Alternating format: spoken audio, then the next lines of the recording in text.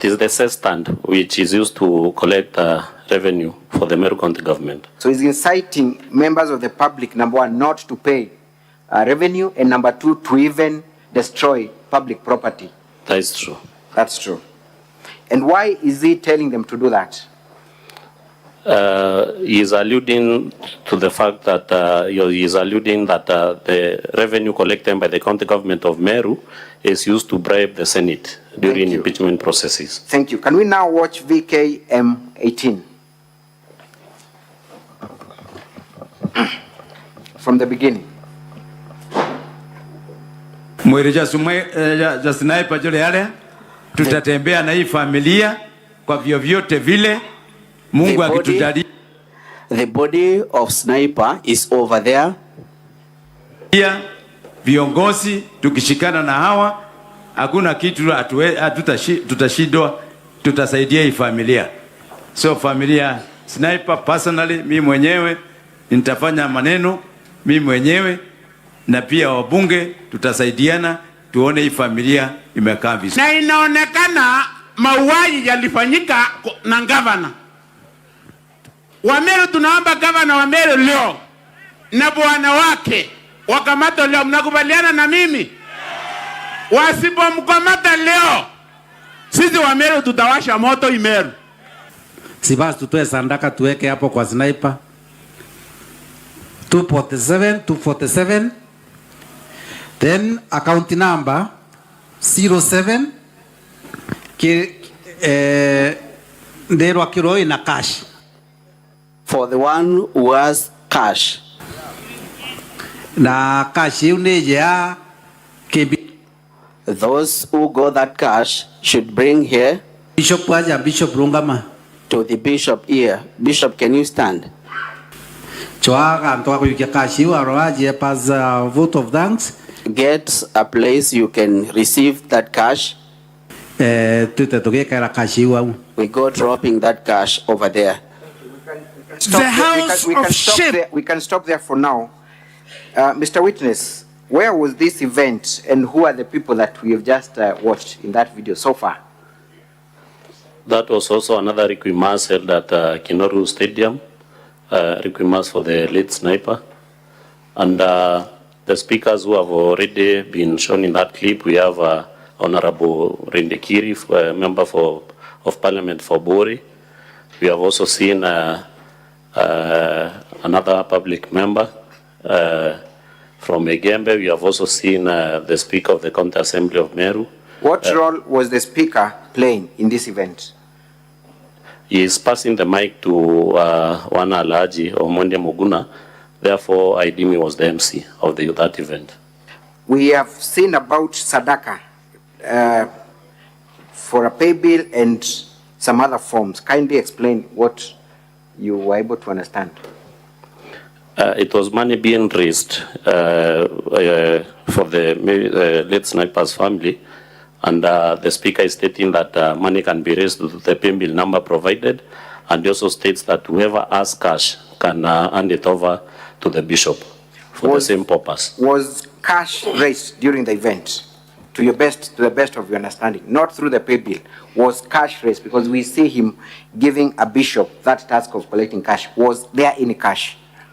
Of course, because it was in a public meeting, there ought to have been cash that was raised in that meeting. Thank you. We have also had utterances by one person directed to the governor. Who is that individual? I didn't capture that.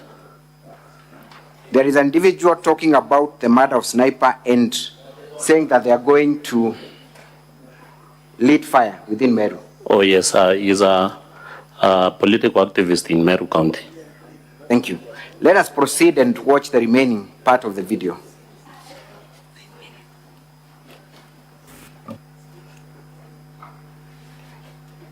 Ndero akiroi na cash.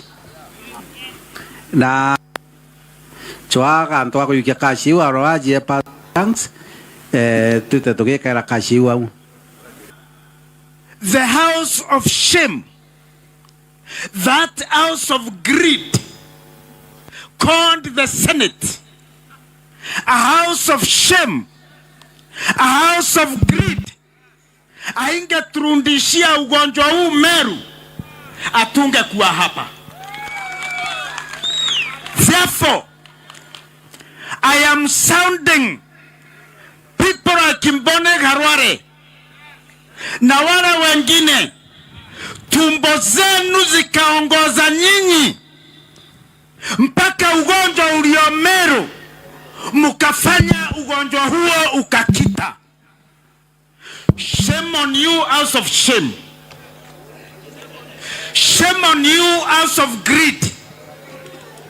And we are ashamed that institution in Kenya, which is supposed to safeguard the interests of the people of Kenya, succumbed to a few coins, a few cents. Shetani ashindwe. Hii ugonjwa atunge kuwa nao wakati huu.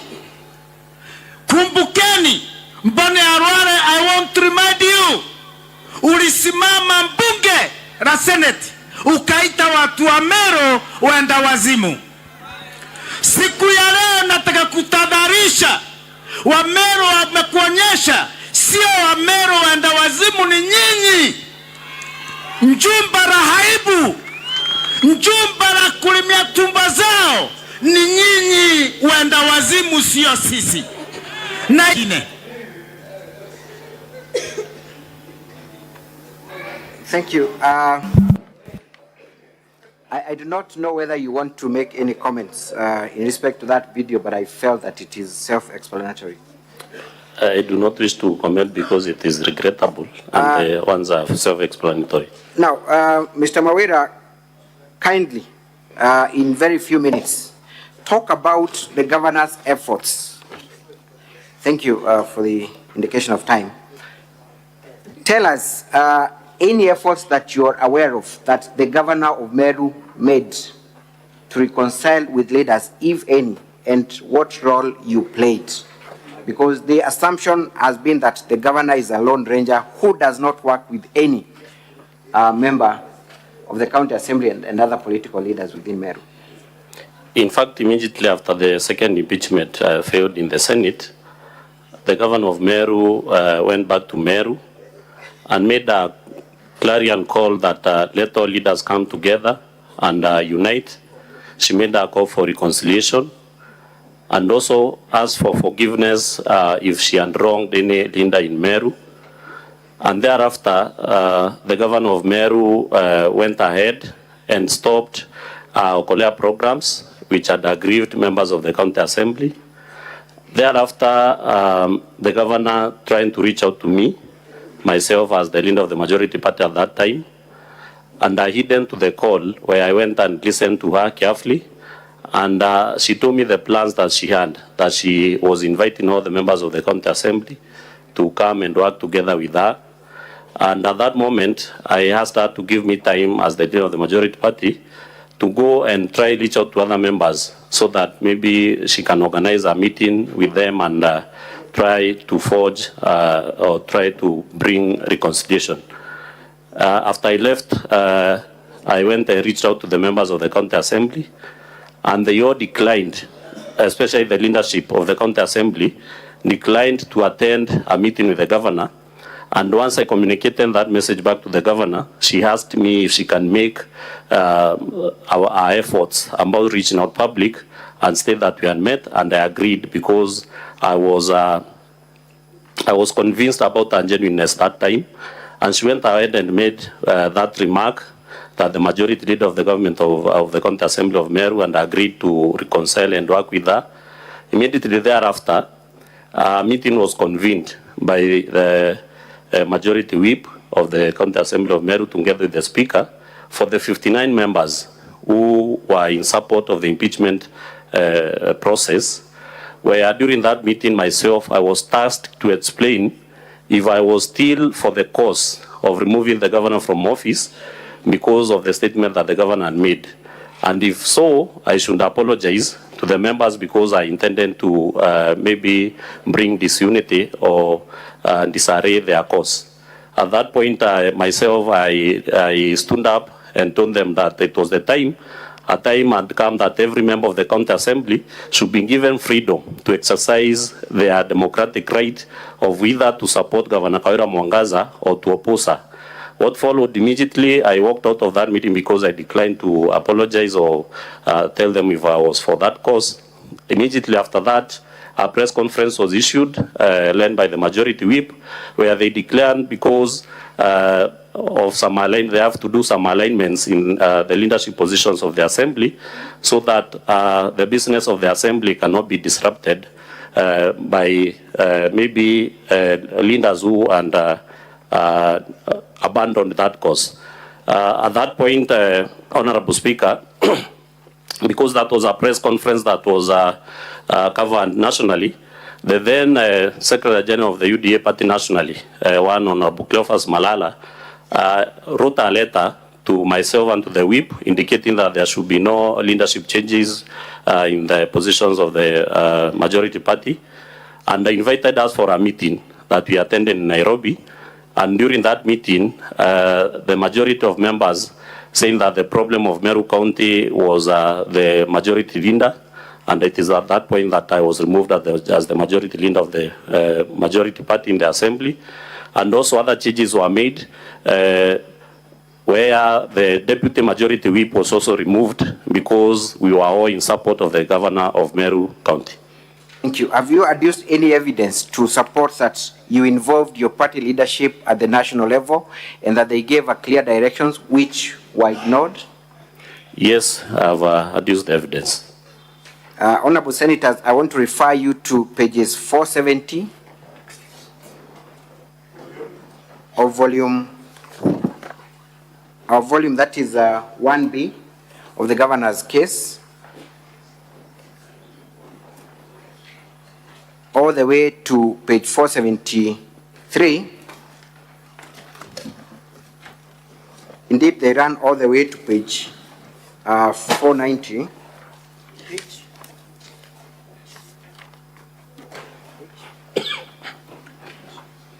Page 470 to page 491. In fact, we can go all the way to page 500, indicating the complaints by the members of County Assembly who are in support of the governor and who are being victimized for their move. For the sake of time, I would just leave the senators to refer to those documents. Mr. Mawira, what transpired after your removal from the County Assembly? Who took over your position? My position was taken by the member who was formerly my deputy, and that of the deputy was taken by the mover of the current motion, Honorable Zipora. And immediately after the changes were made and communicated in the assembly, the leadership of the County Assembly of Meru went further ahead, and removed all the 13 members who were in support of the governor then. You remember during the second impeachment motion, the governor had only 10 members. And when I was tasked to state if I was still for the cause and I walked out, other 2 members followed me, so we became 13. The 13 of us were de-whipped from 3 key select committees. That is the Committee on Budget and Appropriations, County Assembly Committee on Public Accounts, and Committee on Implementation. And then after, every person of the 13 who held a leadership position in any of committees of the Assembly were removed from those positions through a vote of no confidence. Therefore, members lost chairmanship of committees, they lost vice chairmanship of committees, and also those who served in the speaker's panel initially were also removed, and the speaker's panel was expanded to 18 members, 8 members, so that it can incorporate the members who, out of the 56, who are not earning any responsibility allowance in that assembly. I want you to clarify on that issue of expanding the speaker's panel. What was the initial number of members of the speaker's panel? The initial number that the Assembly had approved was 11 members, but in our standing orders, the members of the Speaker's panel should be 5, that is the Speaker, the Deputy Speaker, and 3 other members, but it was still expanded to 18 members so that it can take care of members who are not earning any responsibility allowance and they were in opposition to the governor. And when you talk about Speaker's panel, what kind of allowances, if any, do they draw? Of course, when you serve in the Speaker's panel, you draw some responsibility allowance, and also you benefit from trainings, capacity building, skills improvement, and what have you. And you said the maximum number of members allowed as per the standing orders are 4. Yes. How much money are we losing as taxpayers for the expanded Speaker's panel, in your estimation? In my estimation, every member who serves in the Speaker's panel draws around 26 or 27,000 every month as responsibility allowance. They also have special meetings that they draw allowances, and also, of course, they do benefit from DSAs and per diems when they attend trainings and capacity building workshops. And let us look at page 262, volume 1B. There lies the report of the Auditor General, confirming indeed that 18 members of the County Assembly of Meru have been included in the Speaker's panel for the purposes of drawing allowances. Are you able to see that? The one on that page was before the expansion of the committee, the one that was composed of 11 members. Yes, proceed. But later, it was expanded to 18 members. To 18 and members. It is indeed true that they draw benefits from taxpayers' money. Thank you. In your assessment, what does that communicate about the County Assembly of Meru? It clearly shows that the County Assembly, especially the leadership, was going to any length to make sure that no single MCA will decide to either support the governor because of the victimization and intimidation that has been happening, and of course the financial losses that any member who decided to support the governor was undergoing. Thank you. For the sake of time, I want to conclude.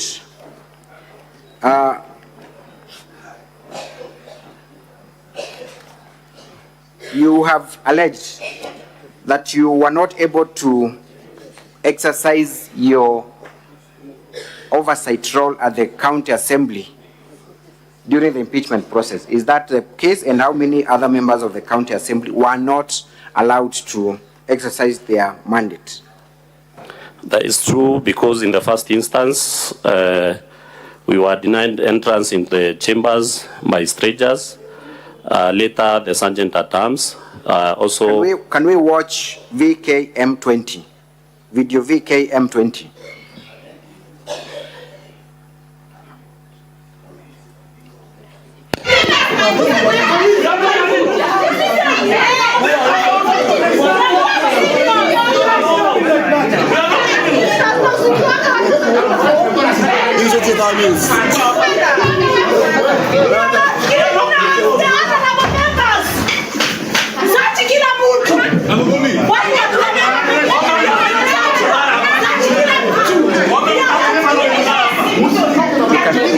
There, thank you. So, would you explain to us what is happening and which day was that?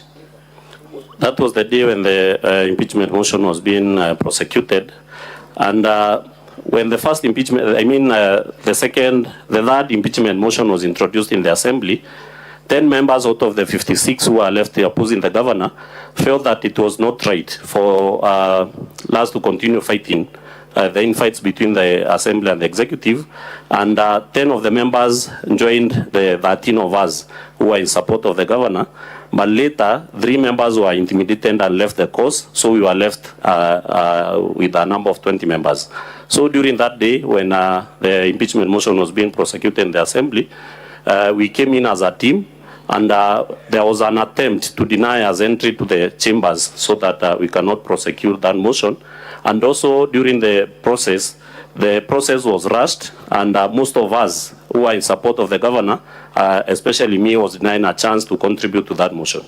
Thank you. Previously, you had, through your video VKM10, we may not have time to play it, you had alleged that you are also excluded from crucial meetings of the county where MCA are taken for retreats and other meetings, and you're not involved. It's true, and I wish maybe that clip can be played. VKM10, kindly. Request.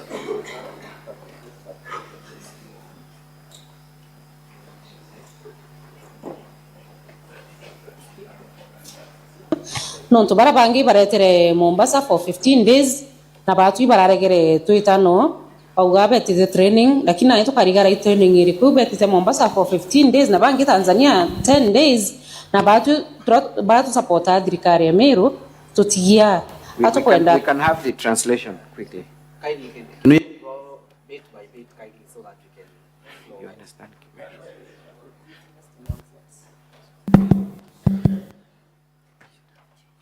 Right. Okay. Kindly play.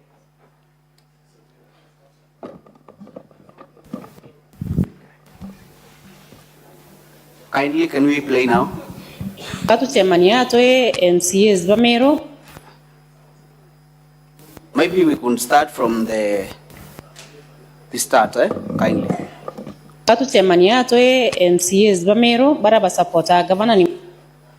Let's meet here as Meru MCAs who support the governor. Mama, nonto barabangi baretere Mombasa for 15 days. Because others went to Mombasa for 15 days.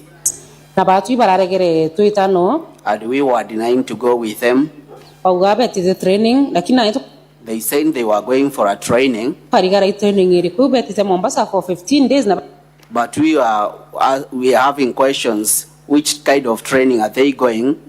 Thank you. We can proceed to where the current witness is speaking for the sake of time.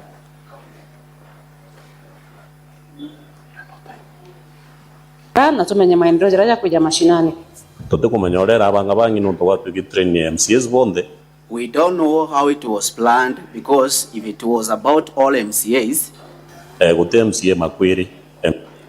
are no MCAs who are two signs. There is no difference between MCA who was elected and the one who was nominated. They are all Meru MCAs. But when we trying to ask the county clerk,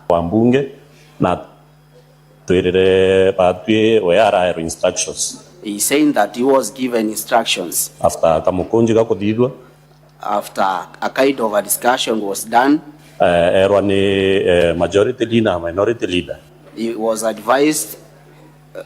You can stop there. So, Mr. Witness, what had happened during this event? What had happened, members of the county assembly, the 56 at that time, who were in support or in opposition to the governor, had been facilitated for 15 days training in Mombasa, where they are going to be taken through the budget making process, and the 13 of us were left out without no single explanation, simply because you are supporting the governor of Meru. So, is it your evidence that you have been punished and targeted for supporting the governor? We have been punished, we have been ridiculed, we have been intimidated, we have been threatened just because we decided to support the governor of Meru. That is true. Does the governor have any working relationship with other groups within the county? Of course, it's true she has a working relationship with other groups, maybe religious leaders, women groups, faction of Jurin Cheke, so many other groups. Let us watch briefly VKM14. Council, if I may interrupt you, you have less than 15 minutes. And I see on the list that you still needed to call 3 other witnesses, one including the governor. So will you be able to manage that within the 15 minutes? Thank you, Mr. Speaker, sir. This is a very crucial witness for us. I will only take the next 3 minutes with him. Then we reserve the remaining minute for one more witness, who is the governor. Very well. We will drop the others. Thank you. Mr. Mawira, can we watch VK M14? Tuombe yule mama Meru. Yule mama ameumia. Mimi hata mimi nilikuwa napinga mama. Lakini siku ile tulikaa vile aliambiwa na rais aende akae chini na kila kiongozi, si kama walemavu pale, tulikaa na yeye chini na tulizaelewa mama. Na mama akakubali kufanya kazi na walemavu. Kwa hivyo nataka kuomba walemavu wote Kenya na wale viongozi tuko nao hapa, hata hao wa Nairobi, mjaribu kutuombea Meru. Watu wote waheshimu sheria na waheshimu katiba. Wajua hata kama kuna kimila Meru, kuna naye sheria ilipitizwa 2010 ya kusema mama uwe mwanaume uwe nani, sisi zote ni equal. Hakuna mchichana, hakuna kijana, hakuna mama, hakuna mwanaume. Lakini kwetu Meru ile kimila tu inaendelea pale. Wale viongozi wote Kawira alianguza wakati wa kuomba kura 2022. Hata mimi nikiwa mmoja wao. Hatusikiangi vizuri kama tunaongozwa na mama. Lakini mimi nimetii. Nimejua mama ndio kiongozi wa pale Meru na alichaguliwa na watu na alichaguliwa na independent. Kwa hivyo nataka kumuomba rais. Nataka kumuomba Raila. Nataka kumuomba Musalia. Nataka kuomba Gachagua. Mjue msiposikilia akina mama. Aswa Meru, msiposikilia huyo mama ataanguzwa. Watu wengi wanasema county to dissolve county. Utadissolve county aje na mama alichaguliwa na watu. Huyu mama alichaguliwa na independence. Ana chake, ana mtu wake. Wale matajiri akina Kiraito, akina Metheka Lentore, akina Munya, akina MP wote wanaume wanasikia ni aibu sana kuinamia mama. Lakini wacha niwape example. Mimi ni mlemavu. Mimi ndio nilikuwa mtu wa kwanza kupigana na mama juu ya kimila. Lakini juzi tulienda kotini, tulisomewa sheria. Kwa sababu naamini sheria na naheshimu katiba ya Kenya. Mimi nakuinamia mama Kawira Mwangaza. Nimesurrender. Thank you. Nataka kuomba we can proceed just for a few more minutes.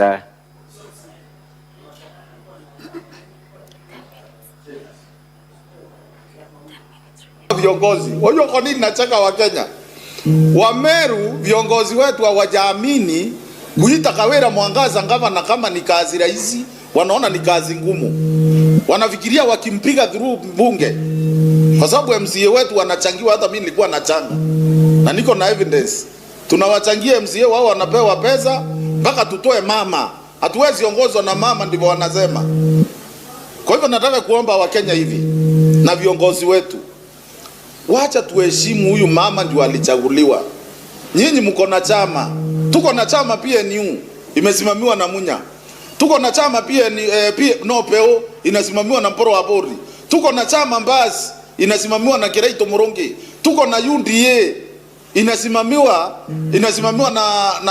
na Rigathi, inasimamiwa na Ruto, inasimamiwa na Kadhuri Murongi, inasimamiwa na Metheka Lentore. Tuko na chama inaitwa Azimio yenye iko na Jubilee, inasimamiwa na Jeremia Keoni. Mimi ile kitu naomba kwa hizi chama zote, muite watoto wenu wale mulipeleka mbunge ya Meru yenye haina mlemavu, muwaite muwaambie gavana ni mama. Kwa sababu tusiposema hivyo, Meru hata mkindissolve saa hii, mseme tumendissolve county ya Meru, vita itaisha. Kwa sababu wa Meru, yule Mmeru kamili, hata saa hii Mungu anajua, hata Kiraito anajua, Metheka anajua, Munya anajua. Hata tukirundi kwa ndeve saa hii, Kawira atapigwa 400,000 na Mmeru yule wa kawaida. Kwa sababu watu wanaona kazi ya huyu mama, wanaona mama hana vita na mtu yoyote, lakini mara ameweka there now. We will play it shortly, but Mr. Witness, tell us your summary of the charges that are before the Senate. You have a time to go through the motion of impeachment now and back then in 2023 rather. What are the bases of these charges? Because I've been present in that assembly since the first impeachment process, what I would like to tell this Honorable Senate, Honorable Speaker, is that the impeachment process has been abused in Meru County Assembly, and it has been weaponized to fight political fights, whereas we know that impeachment should be used sparingly. It should be a measure of the last resort whenever that there are violations of the Constitution and other laws. And therefore, it's my humble submission that the Senate vindicates the governor of Meru from objectivity of the charges that are there, because according to me, the charges are malicious and they are also frivolous in nature. Do we have specific charges? One of the charges is employing a bloated workforce. Yes. Was that a charge that you brought before this Senate last impeachment? It was. You have a charge that accuses the governor of dismissing certain employees of boards, one of them being Mr. Mwaki. Is that a charge that you brought and prosecuted before this Senate during the last motion? It was. It was part of the motion. There is a specific charge where the governor is accused of misconduct by stating that 86 million shillings was raised in support of the burial of the blogger, Mr. Sniper. What would you say about that specific charge?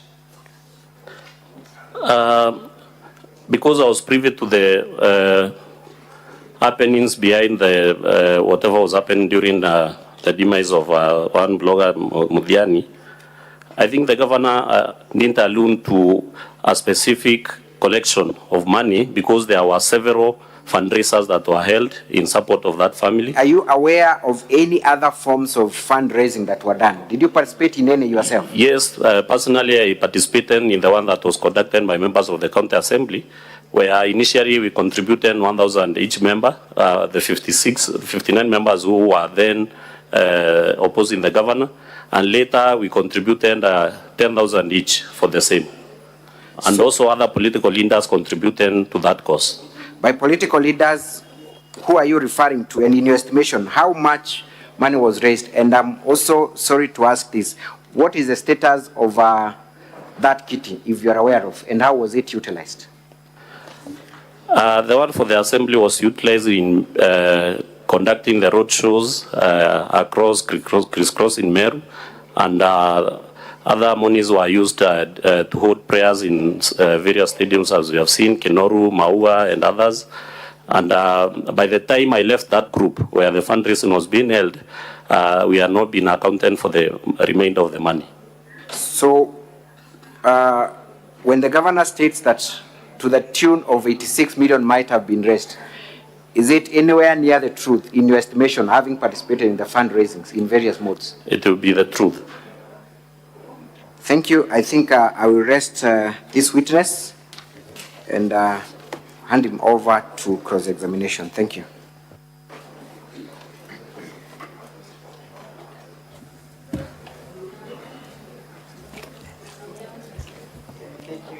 Mr. Speaker, sir, we'll be very brief with this witness. Mr. Witness, confirm that you moved the motion for impeachment last time, yes? Yes, I confirm.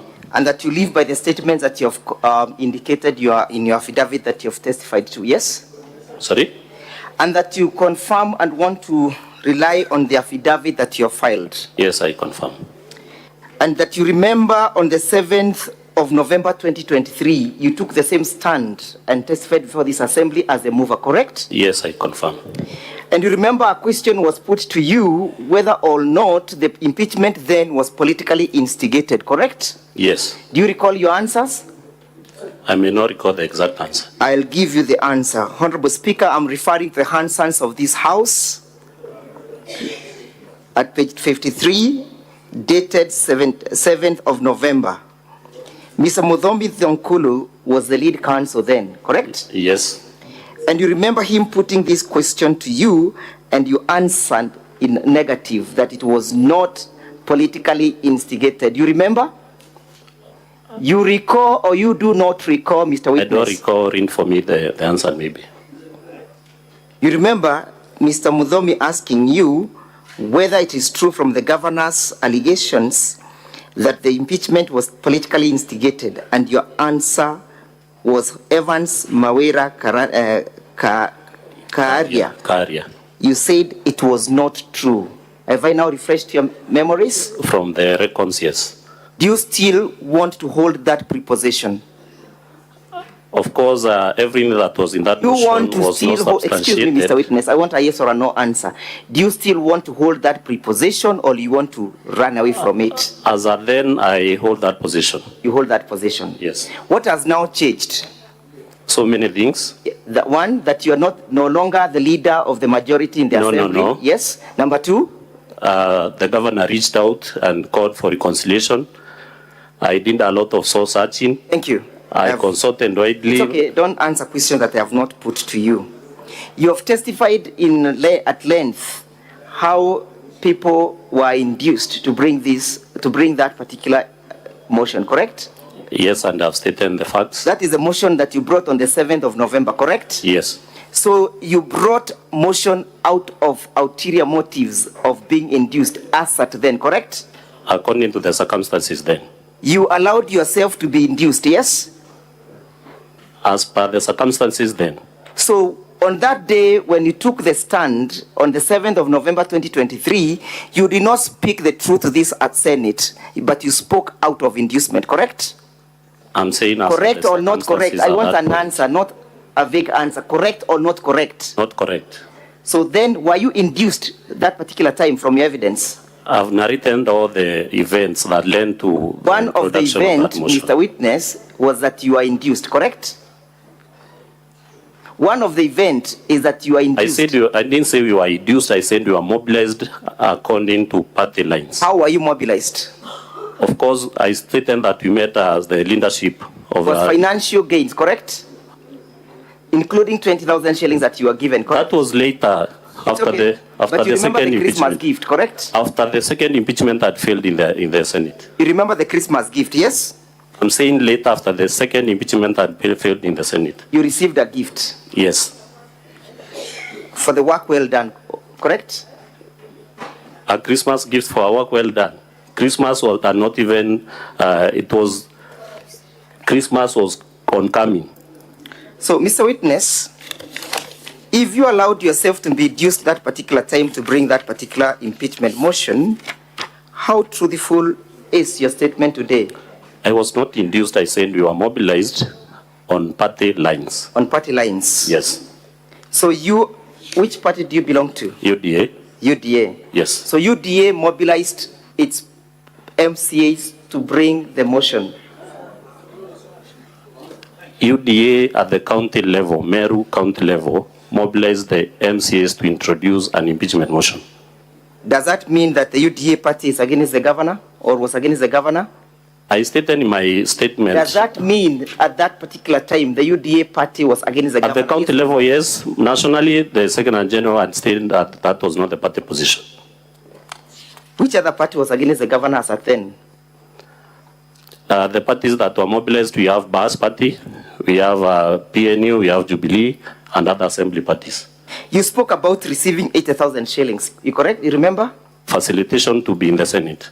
Who gave these 80,000 shillings? It was paid from the assembly. It was paid from the assembly. Did you receive or did you partake of it? Yes, I received. And it was a motivation for you to appear, correct? It was facilitation to be in the Senate for the 5 days that you are here. A facilitation? Yes. Today, have you been facilitated? I've seen that you have received a message. Today, have you been facilitated?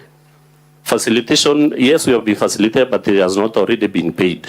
But it will be paid because we have received a message from the clerk saying that members will be facilitated for 5 days to be in the Senate. Notwithstanding whether or not you appear for Governor Kawira as a witness or of the witness for the Senate, for the Assembly. Witness for the governor.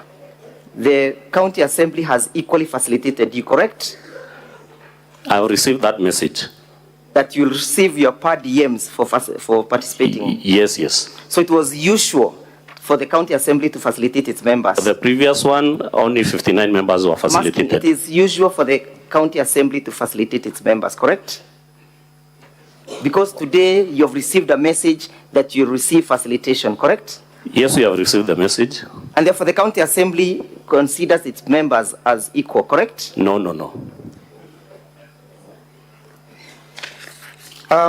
Mr. Witness, I want to refer you to your affidavit. But before I refer you to this affidavit, have you critically read the motion before this assembly for the impeachment of the governor? I've gone through the motion. Have you answered those allegations in your affidavit? And if yes, kindly point to us the particular paragraph that answers to the allegations. The particular allegations? Excuse me, just take your affidavit, take it. Yeah, and lead the Senate to the particular paragraph that has responded to issue number 1.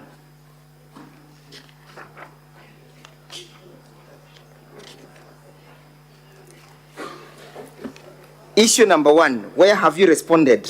Just a minute.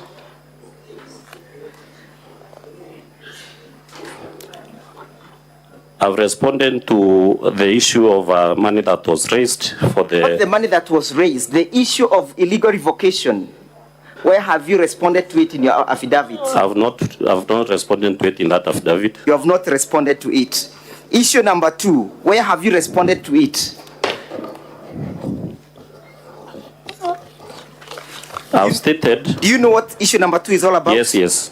Show us the particular paragraph that responds to those allegations. Number 23. Paragraph 23. Yes, paragraph Read 23. It out. That the clerk of the assembly, under the instructions of the speaker, has been writing several letters to frustrate the approval of the governor's nominees for the bonds of various semi-autonomous government agencies. The clerk has no role. Do you have evidence in that respect? It is in the governor's badul. Were you aware of this frustration by the clerk before you came to this assembly? Yes, I was aware because when those... You are aware, thank you. Yes. Did you take any actions to curtail these frustrations? Yes, I did. What did you do? When these letters came... Where is the evidence in your affidavit? It is not in the affidavit, but personally I gave my opinion in a meeting discussing these nominees. Mr. Witness, please listen. Yes, I'm not asking you to give us your opinion. You have given so many of them, so we do not want to entertain any further opinion. Okay. We want to go to the facts. Okay. Where have you pleaded in your affidavit that you took actions against the clerk for frustrating the works of the governor? I didn't take any action against the clerk, but I have responded to that count number 2. Yes? I didn't take any action, but in my affidavit I have responded to that. Us in your affidavit where you have responded to issue number 3. And I have the affidavit. And I put it to you that issue number 3, now 23, does not respond to the allegations contained in the notice of motion, issue number 2. Sorry? I put it to you that paragraph 23 of your affidavit is not a response and is not evidence that relates to the allegations of failing to appoint chairpersons. I don't agree to that. Let us go to issue number 3 and point us in your affidavit where you have responded to it. I have not responded to issue number 3. Thank you. Let us go to issue number 4. Point us in your affidavit where you have responded to it. I've responded to it where I stated that I'm aware that count was initially in the previous impeachment motions. Where in your paragraph?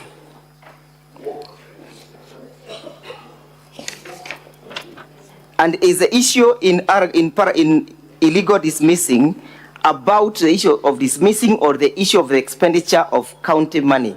The governor dismissing individuals and making the county accrue unnecessary resources paid to the litigants. Did you understand? If I can read the crowd, it's illegally dismissing in bold. Yes? In bold. And illegally dismissing. Yes. And then narration continues. As a consequence of? Illegally dismissing. And as a consequence thereof, what happened? A loss. A loss of how much? 4 million. Where is that in your affidavit? I've said I Where is that? responded. Don't waste It's not my in my time. affidavit. It's not in your affidavit. Yes. Let us go to issue number, count number 2, gross misconduct. Yes? Deliberately misleading the county, the members of the public. Yes? That's in the barrio of Sniper, 86 million was raised, correct? Yes. You are aware of those utterances, correct? Yes, I'm aware. That the same were done by the governor, yes? Yes, I'm aware. And that it was done in public, correct? Yes. And that there was a pay bill that was generated for that purposes, yes? Yes. And that in the said pay bill, it's only 516,000 that was donated, correct? According to the Assembly's evidence. According to the Assembly's evidence. Yes. Do you have any contra evidence to that averment? Yes, in my statement I've stated. Please lead us to that paragraph.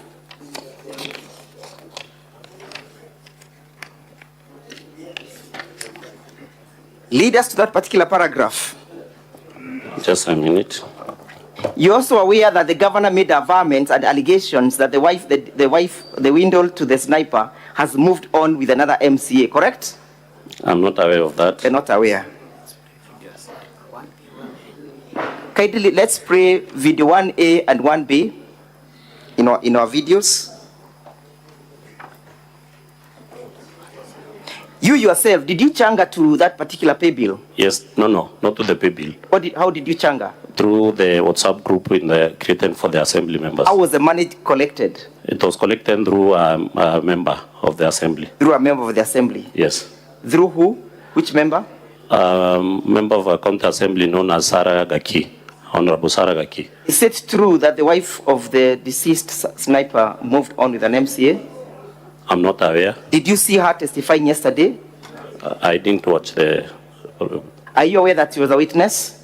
Sorry? Are you aware that she was a witness? Yes, I'm aware she was a witness. Did you follow through her evidence? I didn't follow. All right. As we wait for the playing of those videos, you have indicated before this assembly that one of the frustration that you colluded to undertake was to make sure that the governor was frustrated in the feeding program, correct? Yes. And that frustration was actualized according to your evidence, correct? Yes. How was it actualized? Through a motion in the assembly, a report of a committee. Through a motion, correct? Yes. So it is in your evidence that that program is no longer running, correct? It was stopped. It was stopped. Mr. Witness, I refer you and I refer the senators to our further bundle of volume 6 at page 83. At page 83. Yes. Kindly look at the entry where we have the votes, correct? Can you see them? Yes, I can see the votes. Vote 22-11-015. Can you see it? Yes. Confirm that this is a Meru County budget estimate for the year ended, for the year 2024-2025. It is.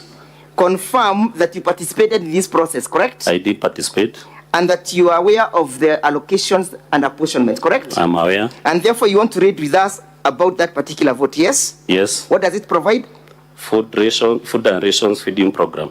How much has been allocated? 54 million. 54 million, yes? Yes. For which financial year? 2023, 2024. What was the purpose of the allocation? The feeding program. Thank you. Was it approved? It was approved by the assembly. Has this year budget also been approved? This year's budget has been approved. Thank you. Let's go to the next one about the cows.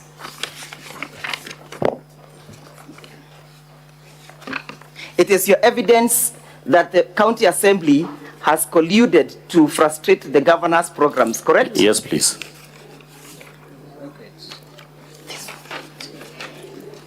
Let us look at page 79 of the same bundle. Honorable Senators, we look at the vote end written 31-11-302-00001. Can you see it? Sorry, come again. Can you see that vote end? The vote end?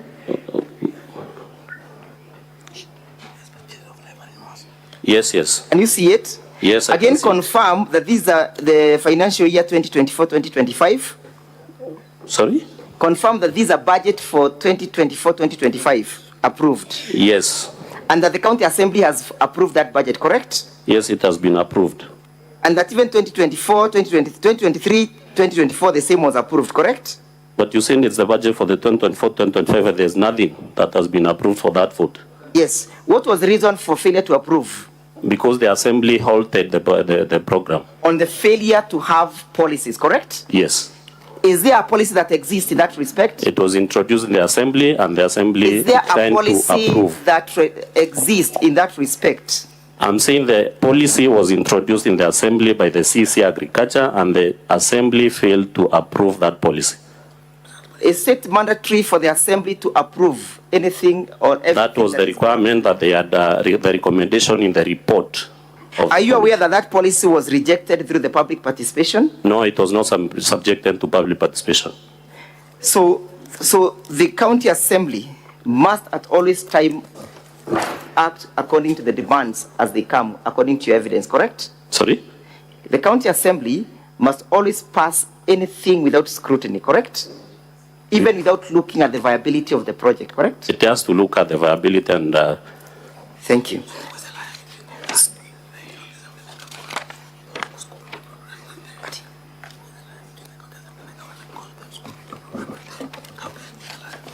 Confirm to us that you have responded to the issue count number 3 on abuse of office. Have you? And if yes, point us to that evidence.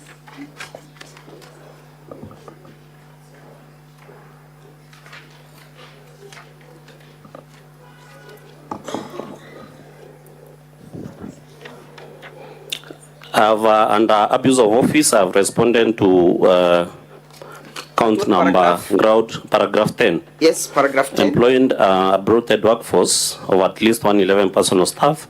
Yes. And I indicated in my affidavit that it was... Paragraph 10. Yes, I indicated in my affidavit that it was... Paragraph 10. Can you read out paragraph 10? Employing a bloated workforce of at least... Paragraph 10 of your affidavit.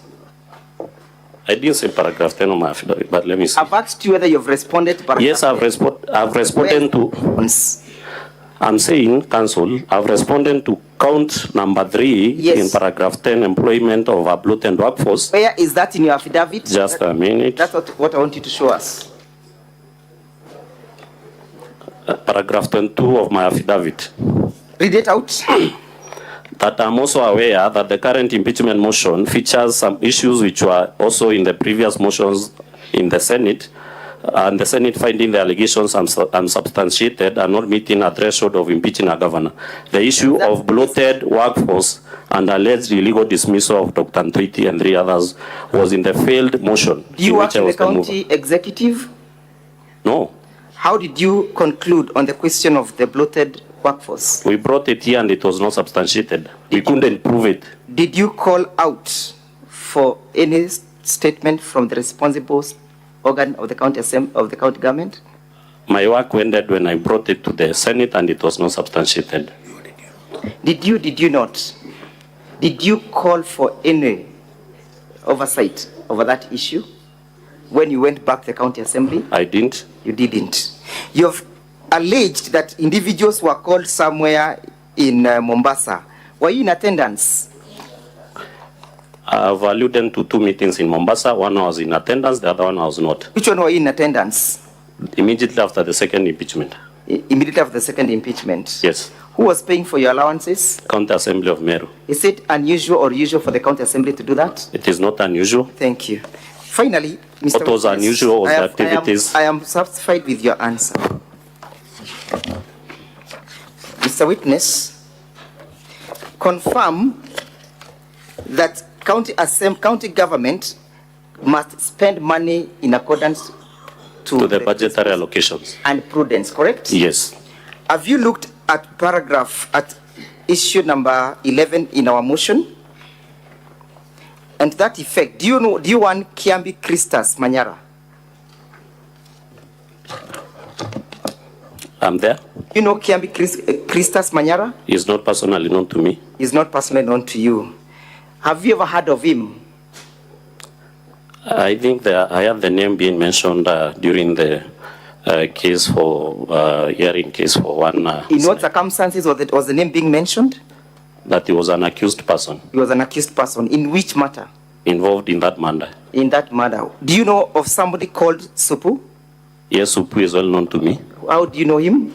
He's a personal friend. Do you know where? And we come from the same locality. Do you know where he was working or where he works? According to my knowledge, I'm not aware of where he works because he has always told me that he's not employed. You are aware that he works in the office of the governor, yes? I'm not aware. I therefore put it to you that he does work in the office of the governor. I can't accept that one. Equally, have you seen that from that allegation that this one Crispus Kiambi Manyara, sorry, while he was in custody, he was being paid his full salary?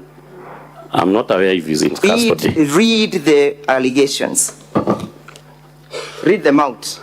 Paying Kiambi Crispus Manyara, a public communication officer in the office of the governor, his full salary and benefits while in remand and despite being accused of murder, contrary to section 4.2 of the Public Service Commission Discipline Manual for the Public Service. You are aware that he was arrested pursuant to that murder, correct? Yes. And that he was remanded, correct? I'm not aware of that. I therefore put it to you that he was remanded, and that while in remand, he was accruing all his full salary. That is your evidence, counsel. That's our evidence. Have you controverted it in your affidavit? I've not controverted it. You have in not any way. controverted it? Yes. You therefore cannot doubt what I am telling you this afternoon, correct? I can doubt because you there's no... cannot doubt what I am telling you unless you have a contra evidence. Is your word against mine, counsel? Where is your word? It's not in the affidavit, but I'm stating it now. It's nowhere in your affidavit. Yes. I told you, or I put to you, or I asked you whether you know one Supu. Yes, I said I know one Supu. Have a look at this document, Honorable Senators. We are looking at volume 2 of our evidence.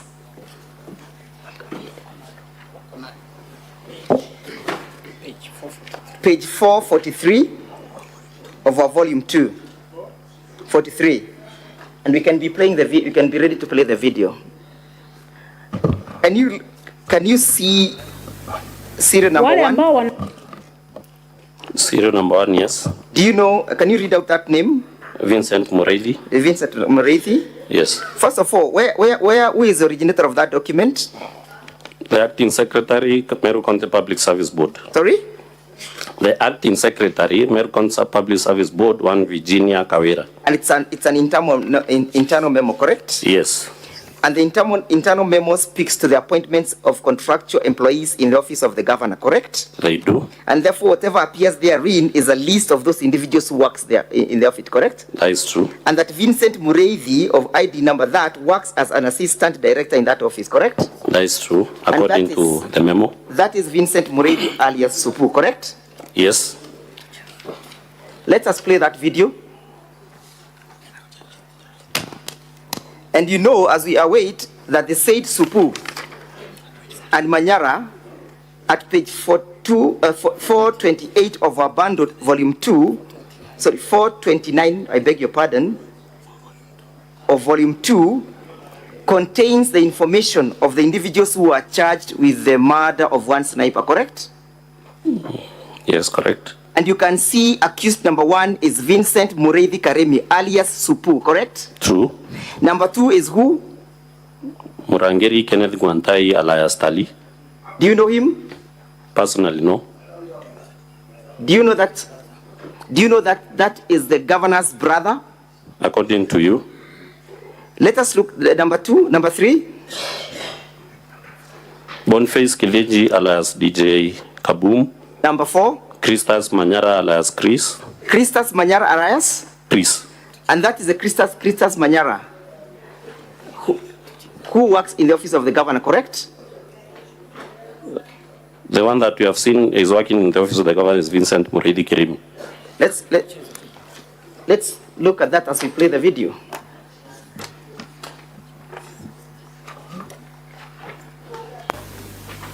Wale ambao wanazunguka na mwili wakisema haki ipatikane, si haki ipatikane, wako katika siasa na biashara.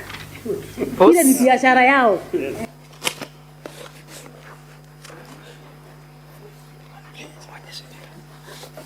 Do you know whom she was referring to as those people wanazunguka na mwili ya sniper? In this video? Yes. I'm not aware of the specific people because it was a group of people. Could it have been the mover of the motion? Maybe yes, because members of the county assembly were there. Could it have been you? Personally, I was not there. Okay. Let's proceed. Wameweka pay bill, wanachukua pesa, wanajaza mafuta kwa MCA, zingine wanakula. Huyo mama ambaye anachangiwa pesa wakisema ni haki kwa sniper. Kitu ya kwanza tunataka ajengewe nyumba ya ghorofa. Number 2 anunuliwe Prado. Number 3 afunguliwe trust fund ya education ya watoto wake. Kama wajafanya hiyo, hawa ni wakora na wezi wameibia huyo mama kupitia hiyo familia. Ni makatero na ni biashara na okay, proceed. Siasa ya bure. Na matapeli. Hiyo wamefungua kama biashara, wanakuja kusanya pesa, wamechukua huyo mama, wamemficha kwa MCA fulani anakaa hapo, wanasunguka na mwili. Ingelikuwa ni mmoja wao wangefanya namna hiyo. Ingelikuwa ni mtoto wao wangemzungusha mwezi mzima. Lakini kwa sababu wanataka pahali watajijenga kisiasa, wanataka pahali watakulia maana wamesota. Nilisikia wakisema ya kwamba hawana pesa kwa mifuko wanatembea na OB. Sasa wamepata njia ya kutembea na pesa kwa mfuko kupitia maiti. Hiyo ya kutembea na mwili wa sniper ni mambo mawili peke yake. Biashara na siasa. Hakuna justice wanatafuta. Wangelikuwa wanatafuta justice, watoto wangapi wamekufa Meru? Watoto wangapi wamepotea Meru? Huko Ndumo Oruna, huko upande wa Tigania, wangapi wanakufa? Mbona hatujaona hao viongozi wakitembea wakisema ya kwamba tunahitaji haki ya vijana wetu ambao wanakufia? Why this one? Why huyu peke yake? Kuna MC ambaye aliuawa na ikasemekana sijui nani amemuua. Mbona tukiona? Hii ni siasa na biashara. Na wamelaaniwa wanaozunguka na huo mwili. Wamelaaniwa. Mtu ambaye ni mshtakiwa the key suspect mkuu ambaye ni Supu. Mnahitaji pause. Have you heard what the governor has said? Yes. What has she said? Supu. She mentioned Supu. Mshtakiwa, mstuhumiwa, anayedaiwa. Play it again.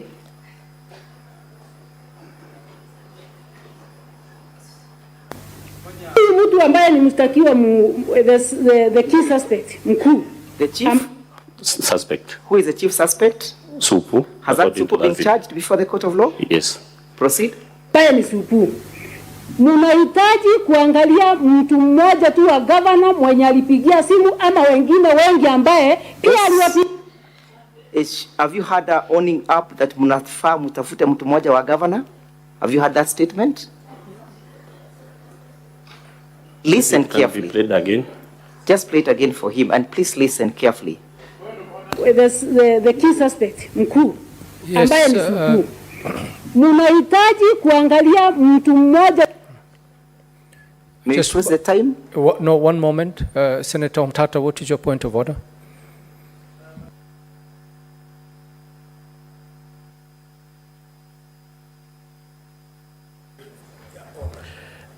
Mr. Speaker, sir, my point of order is that this matter is live before a court of law under criminal proceedings, and I think we should exercise a lot of precaution and deference to the court process, because I think that we are beginning to tread into the area of testing the evidence and the witnesses in that matter, which is not before this court, and that is, I think, sub judice for the rule of law. Mr. Speaker, sir, we can then abandon it and go to the next clip, 214. The same clip at 214, minute 214. The same clip, minute 214.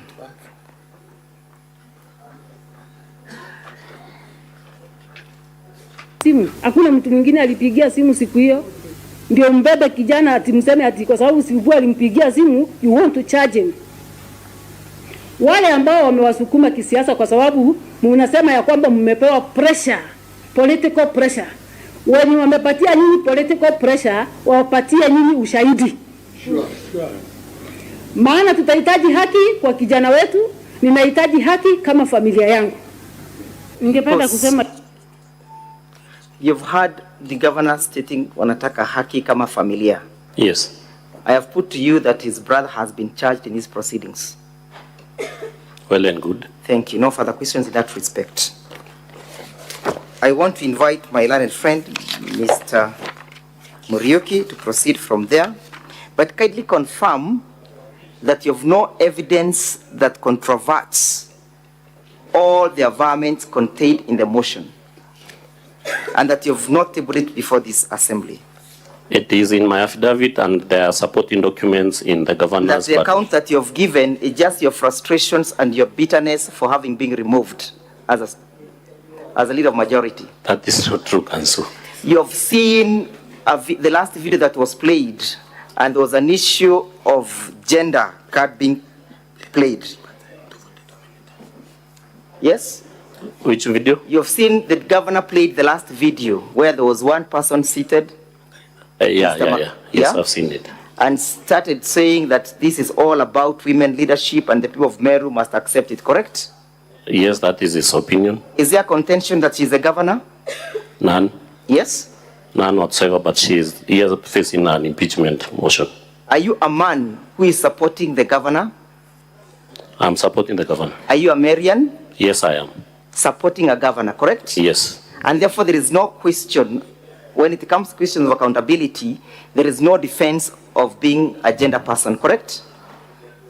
That depends. There is no defense. Gender is not a defense. Of course it is not a defense. Finally, when she was asked the last time, she said it wasn't me. Today, you have played clips blaming the senators. Do you associate yourself with the statements that were made by Al Haji? I don't associate myself with those senators. Do you have confidence with this Senate that they can dispense with substantive justice? A lot of confidence. And that is why we are here, correct? True.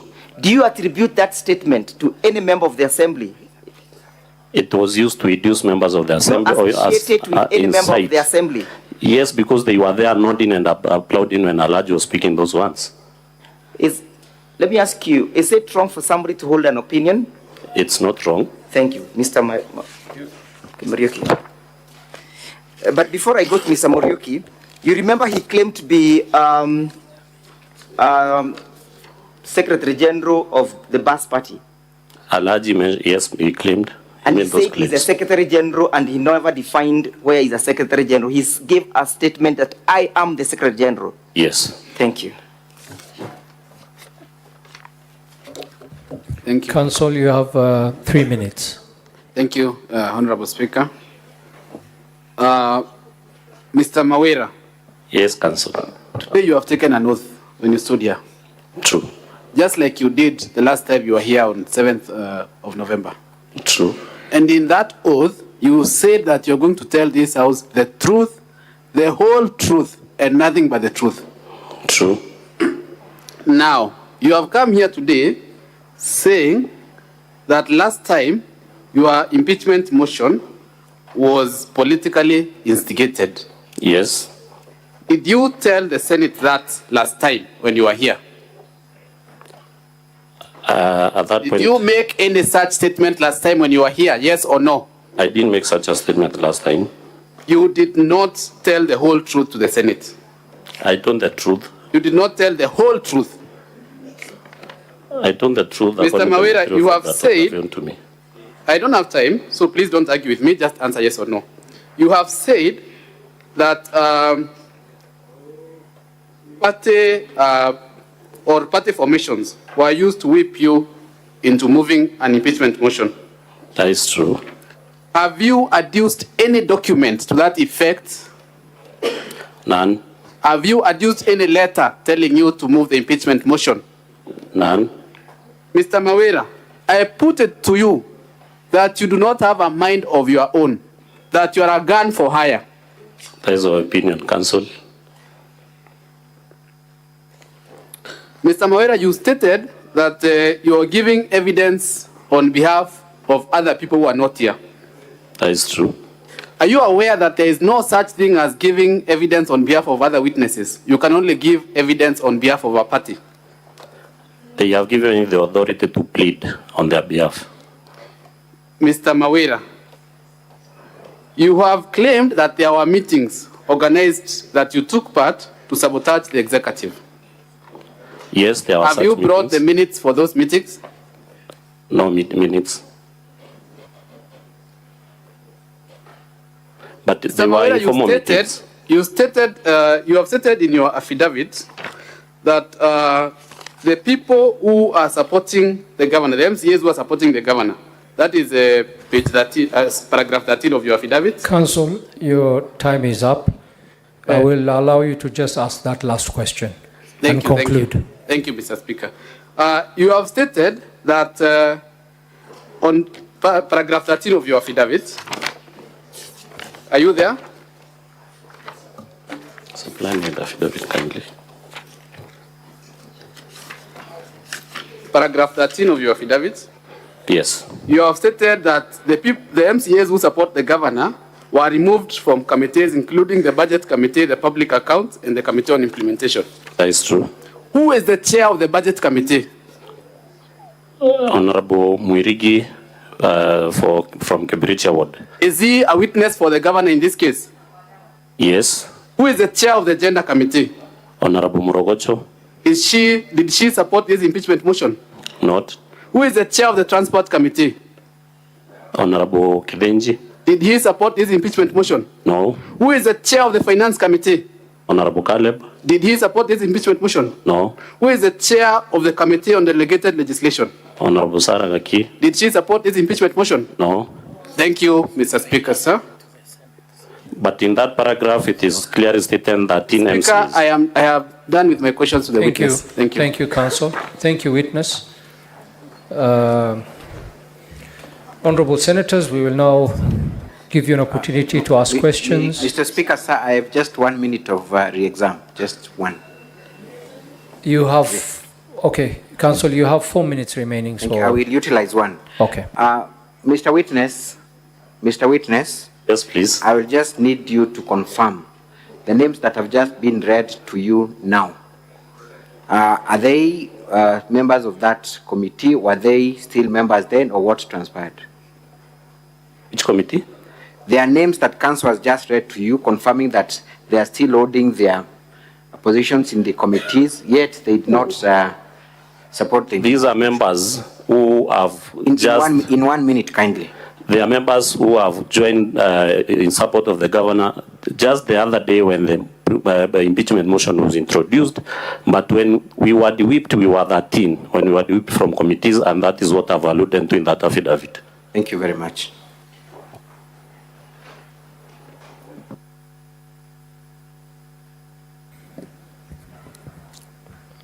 Legal counsel for the governor, have you concluded your questioning? Yes, Mr. Speaker, sir, I am done with the witness. And your time of 3 minutes? I have the governor as the last witness, Mr. Speaker, sir. So are you calling the governor? Yes, I am, but with your kind permission, Mr. Speaker, sir, I would be seeking your indulgence to engage the governor in under 20 minutes, with your kind permission.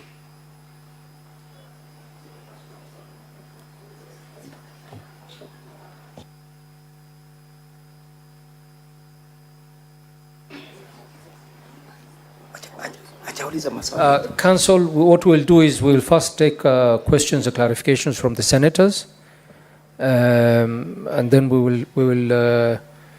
I don't know if we're going to give you more time, but we'll get back to that issue at that once we finish with the senators. Most obliged, Mr. Speaker.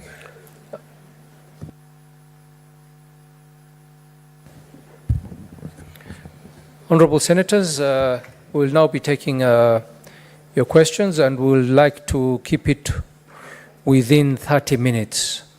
So we'll be giving each senator 1 minute to ask a question, because there are several requests, and we need to get to as many people as possible. So one question, 1 minute, and be very brief.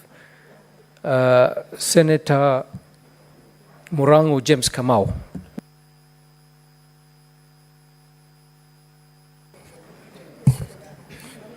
Asante sana mstahiki spika.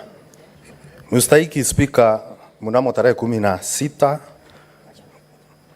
mwezi wa Oktoba mwaka 2023, wakati tulikuwa tunafanya tukiangalia pia mswada uliokuwa umeletwa hapa kuhusu kung'atuliwa kwa gavana Kawira, Mheshimiwa Mawira ambaye ako mbele yetu pia alikuja na akaapa, na pia alikuwa ameweka hati ya kiapo ambayo alikuwa amechukua kusema ya kwamba yeye ako na kichwa kizuri, ako na uwezo wa kuaminika, wakati na akatia kindole ile hati ya kiapo ambayo alileta katika Senate hii. Leo chini ya kiapo ameleta pia hati ya kiapo ingine ambayo amebadilisha mawazo na kusema kwamba hii Senate ilikaa chini kuangalia nakala na makaratasi, tukapoteza pesa ya umma, na wakati kufuatilia stakabadhi ambazo zilikuwa hazina maana kwa sababu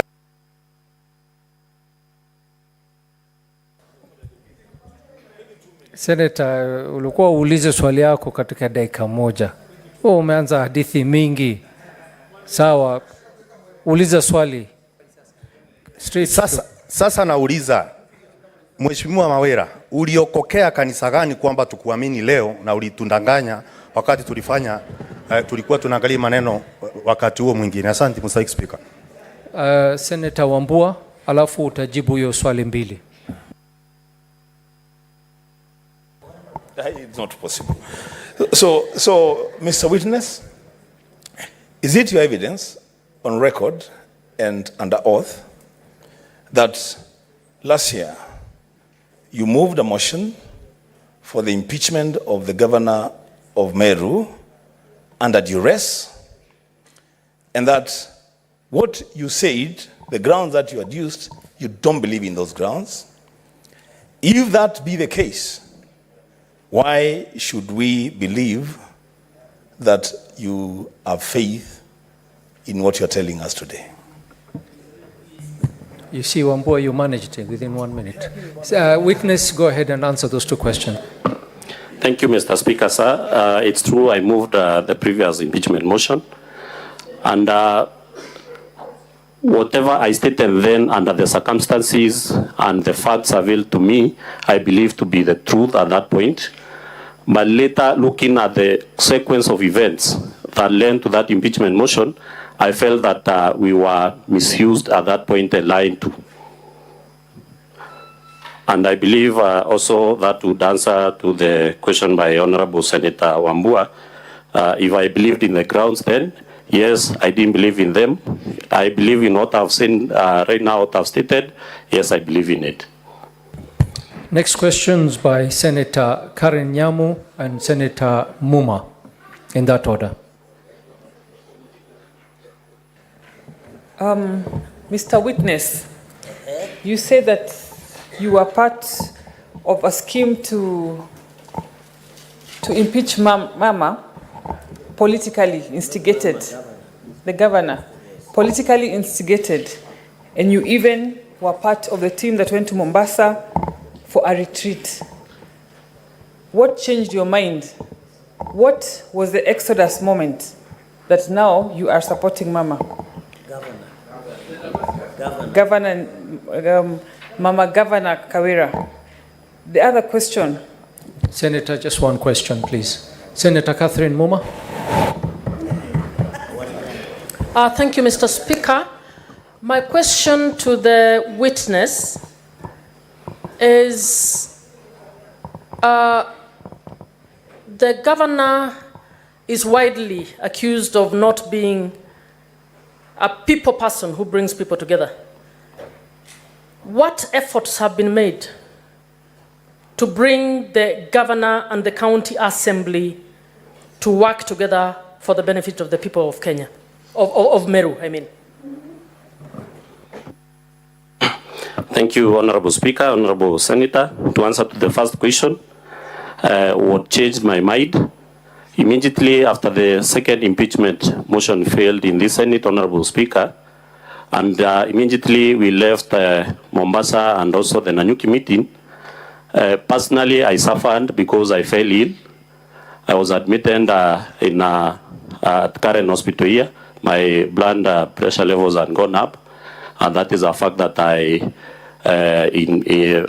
disclosed to the Speaker of the County Assembly who came visiting me. And thereafter, I felt that I need to take some time to chart a way forward on what was happening in Meru. So I did a lot of soul searching. I consulted my wife and family. I consulted my close confidants and electorates. Even my electorates and started saying that they didn't send me to fight the governor. And it is at that point now when the governor reached out herself to me, I felt that now I need to listen to her and see if she is genuine. And I could see her genuineness then. And that is the point when I decided to support the governor. About the governor not bringing the people together, I stated that immediately the governor left this Senate last impeachment motion, she went around the county making a call for peace and reconciliation amongst all leaders. And she also asked for forgiveness if at all she had wronged any leader in Meru. But on the side, and she went further even to reach out to me. And I know she has also tried to reach out to other leaders because there were reconciliation efforts brought by the president and the deputy president, where the governor sat down with all leaders from Meru County, including the deputy governor, which didn't culminate to any peace in that county. But from the side of the assembly, they have been going out, doing all that is possible to frustrate any reconciliation process. The next questions will be from Senator Samson Cherargei, followed by Senator Beatrice Ogola.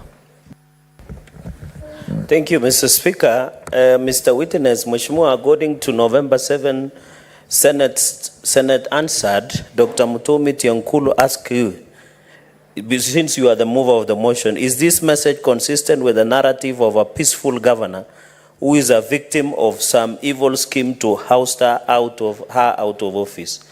And Honorable Evans Mawira Kaharia, you responded by saying it is inconsistent. Is this still your position or has it changed? And what will make you or make us believe that it might be out of inducement, that is why you are supporting the governor now? Thank you.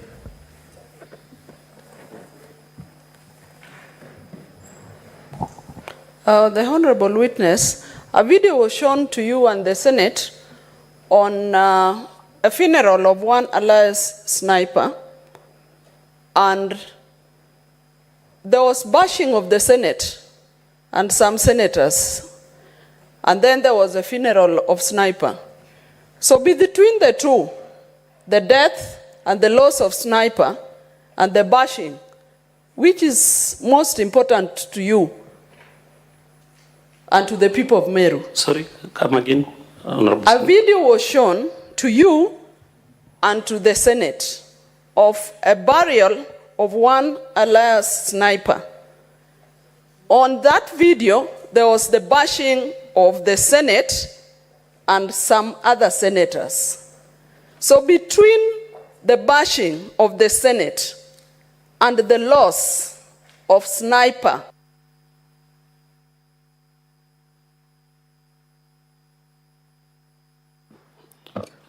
thank you, Honorable Speaker.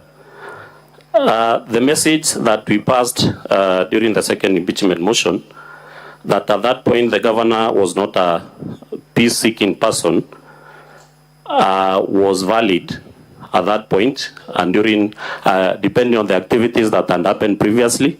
If it is still valid as at this point, it is invalid because we have seen efforts from the governor herself trying to bring peace and call for reconciliation in the county.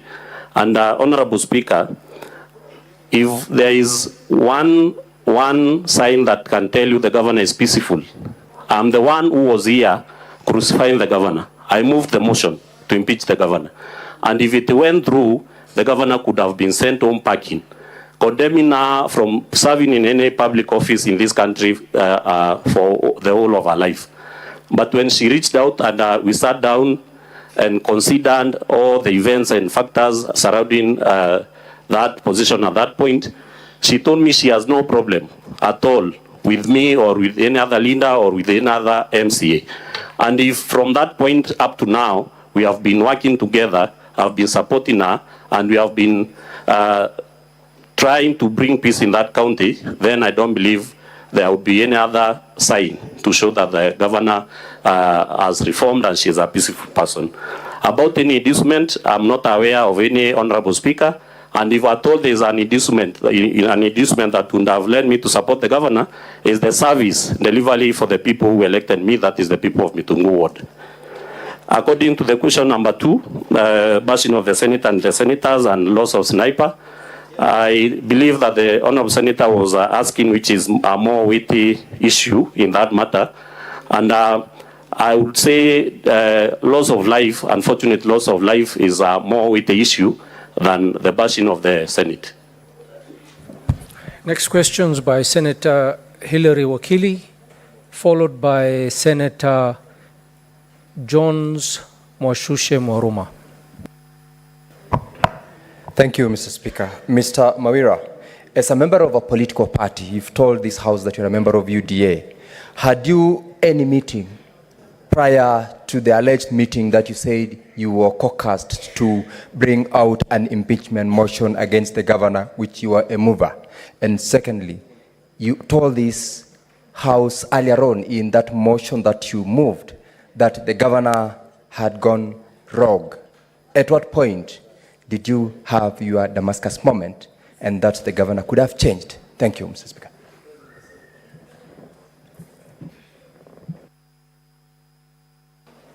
Thank you, Mr. Speaker. Honorable Mawira, in your own assessment, if the governor happens to be acquitted, perchance, do you think there is a possibility of the governor working with the assembly? And what needs to be done for that to be achieved? Or do you think the situation is irredeemable? Thank you, Chair. Thank you, Honorable Speaker, Honorable Senators. The question by Honorable Senator Sigei. The first one, there was no meeting for the party, but there were informal meetings, commonly known as Kamukonji, in the Assembly, where in fact, Honorable Speaker, the leadership of the House and members felt that they needed to punish the 10 members who had not supported the impeachment motion in the Assembly. And it was my opinion then in that meeting that there is no need to punish these members because of entirely their political decision or their democratic right of either supporting or not supporting. And furthermore, they had not stopped the Assembly from impeaching the governor at that point. Therefore, at that point, I told the informal meeting that I did not see any need for us to punish the 10 members. And I'm made aware that in the last or the previous impeachment motion, I said the governor had gone rogue.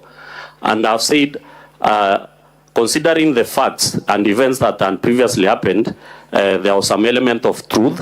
And what changed, or when did I change, is when the governor now started preaching reconciliation and peace, and in our own act, even went ahead to stop the Okolea program that most of the MCAs were disgruntled with. Therefore, at that point, I saw that the governor was genuine and had agreed to change. Question number 2, if the governor is acquitted, is she likely to work with other leaders? That is very true. Because, Honorable Speaker, if you can follow the sequence of events from the first impeachment motion, during the first impeachment motion, the governor was being supported by only one MCA at that point. During the second impeachment motion, the governor had the support of only 10 members during the second impeachment motion. During this third impeachment motion, the governor has a support of 20 members, and it is only that 3 more were intimidated and coerced that they abandoned the cause of calling for dialogue. We could have been 23 members. Honorable Speaker, if at all the Assembly can be set free, the victimization, the intimidation, the threats that have been put upon us, members who are supporting the governor, I want to tell you, if that is done today, you see more than 40 members of the County Assembly working with the governor of Meru. We even wrote a letter to this Honorable Senator, Honorable Speaker. I don't know if it came out clearly. We wrote a letter, the 13 of us, to the devolution committee of this Honorable Senate, calling them to come to Meru and at least help us set the assembly free, help us set the MCAs free, because it is out of fear that now when you support the governor, you'll be victimized, you lose your committee positions, you lose your allowances, you lose everything, all privileges, even to a point of being denied an opportunity to contribute in the assembly, even to a point of being thrown out of the assembly because of your contribution. If we address that, the problem of Meru will have come to an end, and I want to promise you that, this Honorable Senate. Thank you. Honorable Senators, the questions have been very similar. So I hope the next members who want to ask a question will ask different questions going forward. Senator Kisang, followed by Senator Beth Siengo. Thank you, Honorable Speaker. Honorable Speaker, I want to put the question to Honorable Mawira, that you've told us that immediately after the failed impeachment of November last year, you went to Mombasa and agreed to plan for another impeachment. So it means basically it doesn't matter whatever the governor does, the county assembly will still continue to come up with impeachment motions against her.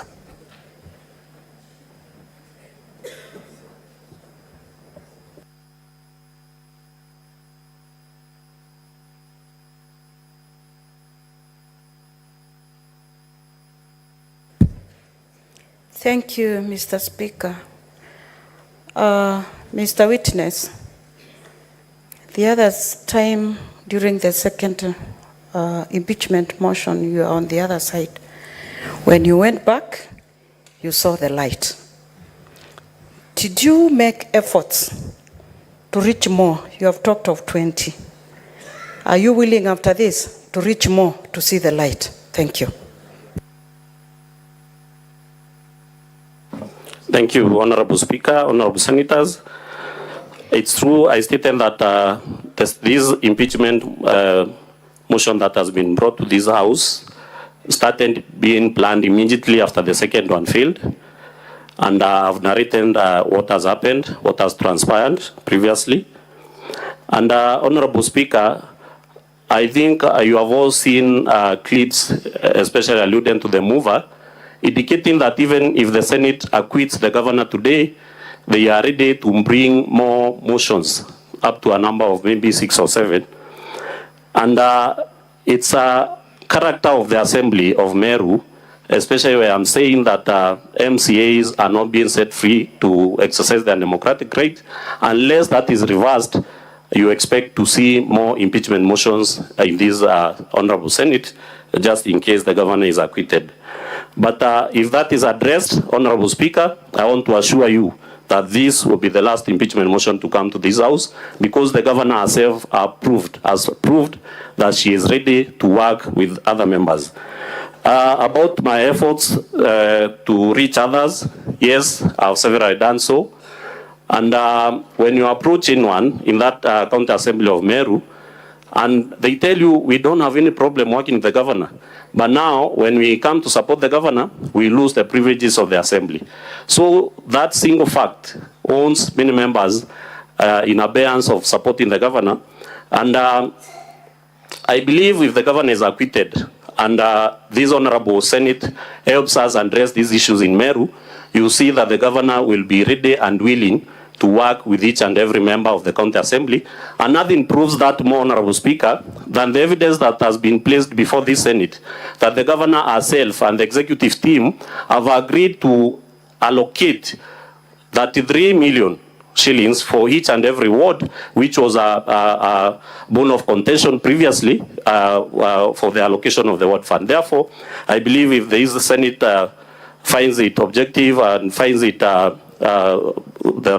depending on the facts and evidence that has been placed them, that they acquit the governor, there will be peace in Meru. Senator Danson Mungatana, followed by Senator Agnes Kavindu. Thank you, Mr. Speaker. A very quick one. A video was played here in the course of your evidence, and in that video, this Senate, Mr. Speaker, was called a house of shame, a house of greed, In fact, it went in Kiswahili and said that we are wenda wazimu in this house. Mr. Speaker, I just wanted the witness to tell me and this house, what was the purpose of that? Was he adducing evidence to annoy us or to abuse us? What was the purpose of that evidence? Because evidence is supposed to build your case. What did it build in terms of the case? And Mr. Speaker, secondly, I wanted to invite the Speaker to make a ruling on whether we can allow any form of evidence to be adduced in. I cannot speak in this house like that. Why should someone who is a... Thank you. Senator Agnes Kavindu. Thank you, Mr. Speaker, for this opportunity. Mr. Witness, you've said that you've been whipped on party lines, the previous impeachment motion. Don't anyone have a right to stand with their own understanding? If you knew that the governor was not right or was right, why then did you agree to take over the motion, which actually the lady told us that she's the one who drafted it, but you took it over because you were so sure that the governor was going to be impeached so that you can take the glory? I believe even in this Senate, we have parties and we have people who can stand on their own and make decisions and make the right decision.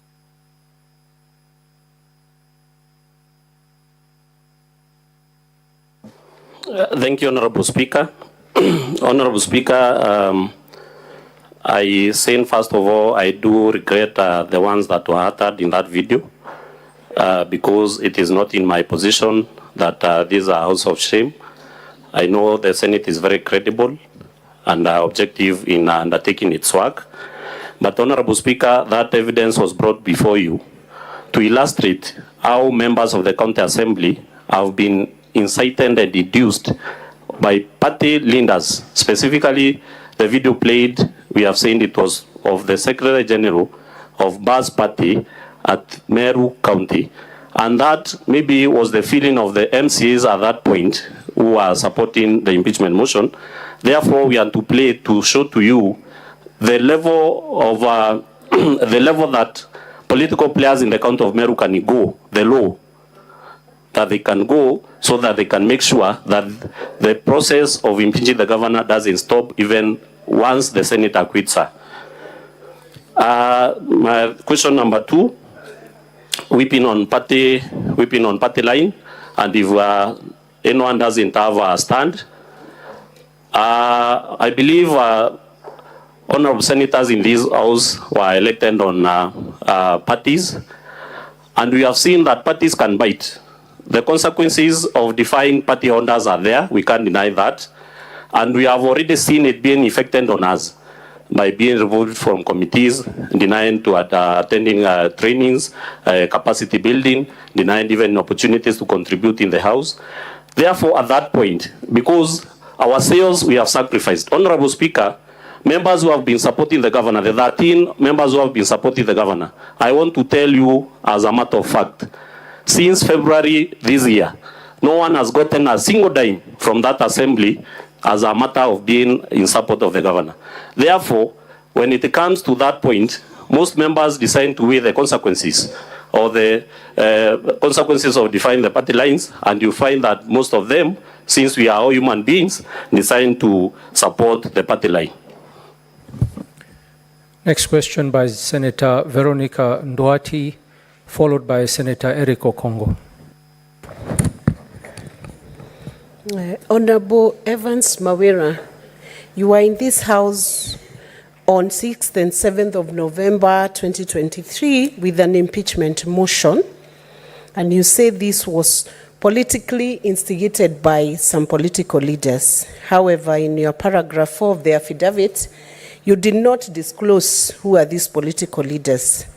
And I've seen a lot of meetings have been taking place, a lot of fights and squabbles in Meru County. In your opinion, do you think the residents of Meru County are being served by Meru County Assembly. Are you, honorable members of Meru County Assembly, serving the people, or a lot of time has been spent fighting, tossing the ball from this side to the other side? Are the Meru County getting any benefit from devolution with all these fights?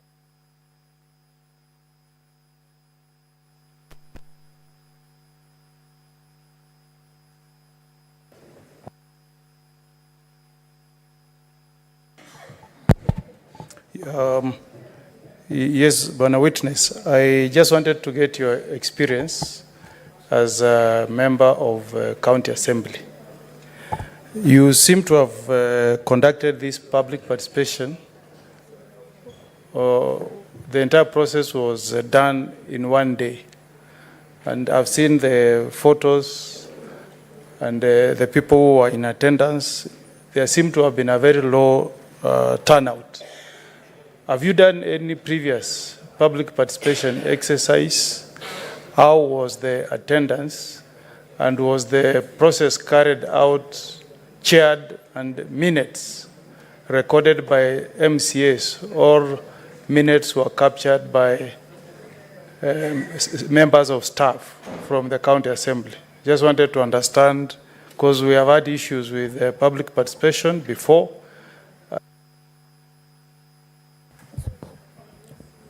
Witness. Thank you, Honorable Speaker. Honorable Speaker, to address the first question, it's true that there is a lot of political infighting in Meru County. This can be attributed mostly to the losers during the previous general elections. And I'm being asked if the people of Meru are being served by the County Assembly of Meru, members of the County Assembly. I'll come to that. And Honorable Speaker, I will state that the people of Meru have not received the best from the County Assembly of Meru because they have been held captive or have been induced to participate in political infighting instead of focusing on serving the people of Meru. The question of who are those people, Honorable Speaker, I previously mentioned what has been transpired in that county. But Honorable Speaker, even to the reason of safety of my life, I would want not to mention the names expressed in this Senate. It's as dangerous as that, Honorable Speaker. Honorable Speaker, to my experience during or as a member of the County Assembly and during the public participation, I would say that during the first impeachment motion, the public participation was held at the County Assembly, where members of the County Assembly were present and members of staff, and the attendance was well. The second impeachment motion, the public participation was held at sub-county level, where members of the County Assembly were present as well, and participated and took minutes. And the attendance started to go down. During this impeachment motion, Honorable Speaker, the attendance was very poor. And also, in all venues, it is in very few venues where members of the County Assembly attended. Therefore, the public participation meetings were conducted by members of the Assembly. And what I can attribute to the low attendance during this impeachment motion is that the feeling of the people of Meru, they are really tired of these fights. And if you could listen to most of them, because personally I listen to my electorates, they would say, kindly cease of these fights. Let us give every elected leader a chance to serve. And when it comes to removing you from office, we'll do that during the general election because they are about 3 years away from now. Thank you. The next questions from Alexander Munyi and Senator Geoffrey Osotsi.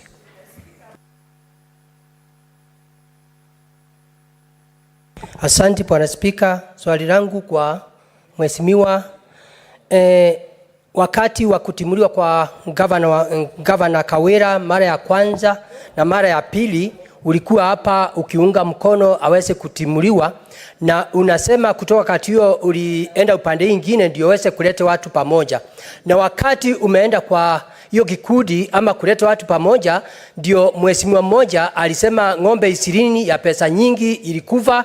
Ndio tukasikia tukaona kwa video watoto walikuwa wanasaliwa kwa karibu na hospitali, hakukuwa na hospitali inaendelea kwa Karai.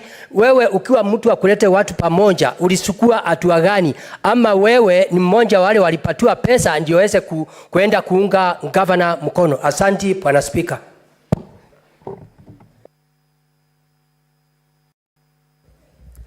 Mr. Mawira, I want to refer you to your affidavit, which is on page 39, where you have said that the anger and malice was directed towards the 2024-2025 county fiscal strategy paper, where 56 MCAs openly went against the previously agreed Ward Equalization Development Fund and allocated 45 million in each of the wards whose elected MCAs were against the governor, and 15 million to the wards whose elected MCAs were supporting the governor.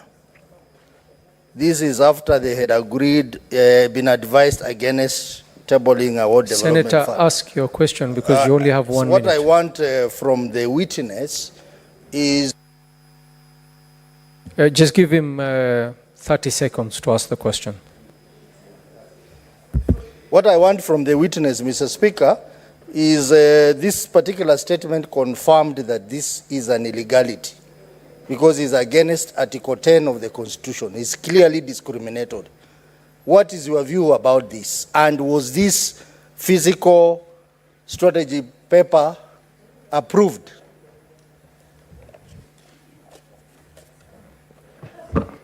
Thank you, Honorable Speaker.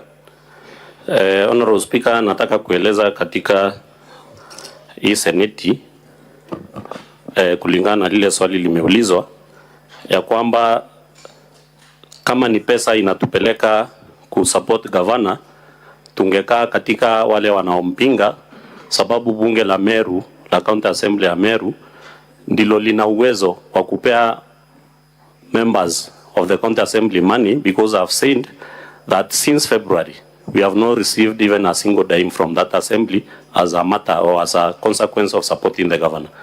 Therefore, it is unfortunate that we could be told that it's money that has lent us to support the governor.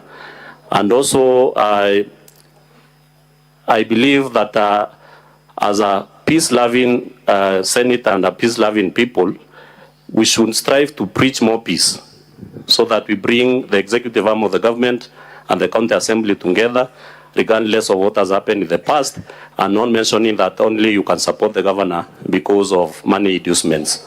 Honorable Speaker. Honorable Speaker, according to the CFSP that I've stated, that is true.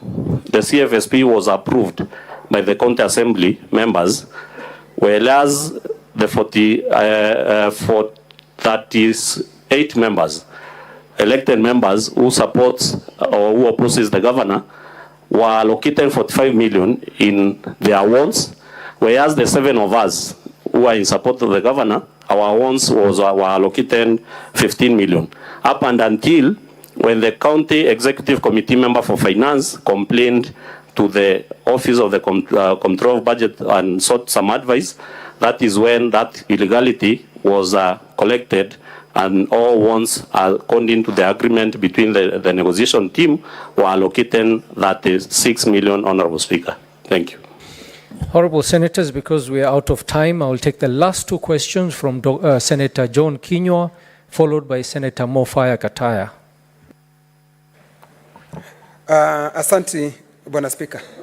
Mheshimiwa Mawira shahidi, sijui ni kuamini leo ama ni kuamini wakati ule mwingine ulipokuwa umekuja hapa, kwa sababu sijui niseme, kwa sababu Biblia inasema mimi nitumiwe kama chombo.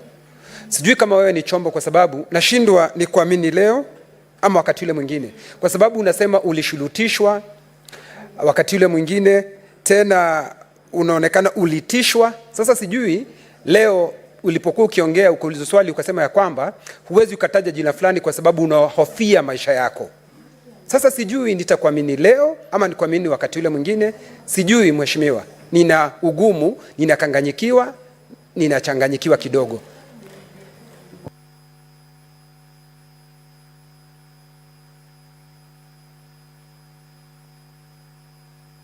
Honorable Speaker, Honorable Mwangaza, I have just captured your confession that once you left this house, once you had brought the motion of impeachment against the governor extended some gestures of reconciliation to the MCAs. So in your own view, why do you think other MCAs didn't listen to the reconciliation mood and gesture extended by the governor as you did? You know, I've been an MCA for a decade, and I know the workings and the relationship between the governor and the MCAs. Why do you think other MCAs didn't listen to those reconciliation moves from the governor?